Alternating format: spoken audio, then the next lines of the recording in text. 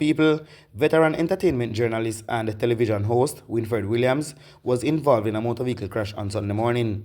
The long-serving producer and presenter of the Jamaica entertainment program Onstage has reportedly sustained injuries and was taken to hospital.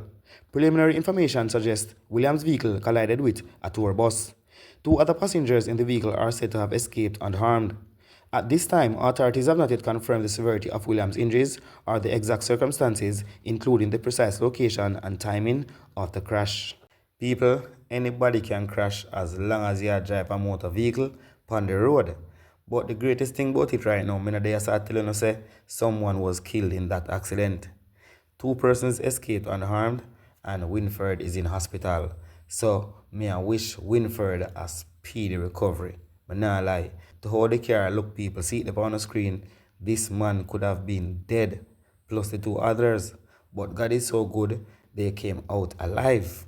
As I said, Williams is in the hospital and 2 other passengers escaped unharmed.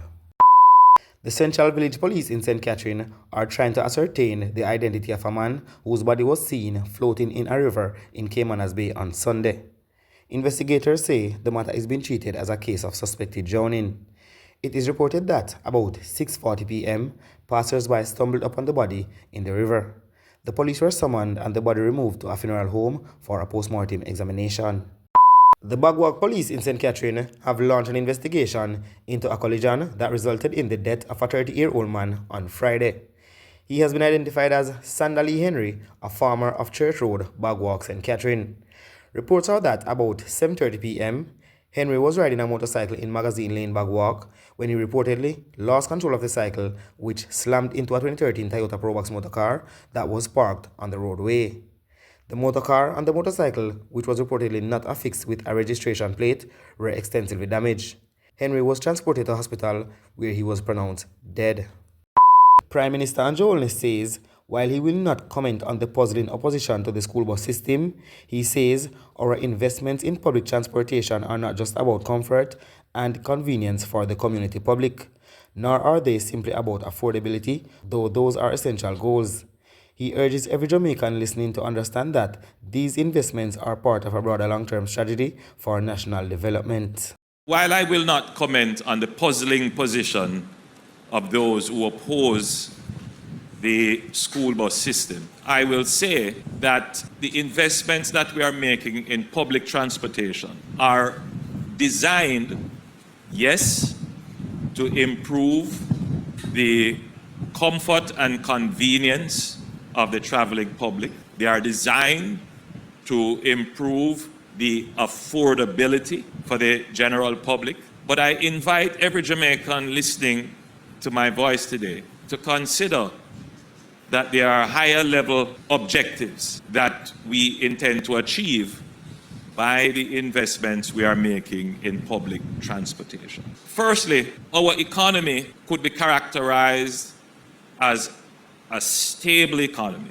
over the last 10 years. We have achieved economic stability through good fiscal management and through institutional strengthening and development. Just with that alone, we will get a certain level of growth. But that level of growth, it is not going to be sufficient to deliver the improvements that you would like to see in, for example, wages, in, for example, improvement in the road infrastructure and health and all of those things. So if we don't improve growth, then what will happen is that the demands that you have based upon your own aspirations and ambitions will create a political pressure on governments, whether it is this one or another government, to break fiscal discipline in order to try to provide the things that you want. But we have been that road for the last 50 years,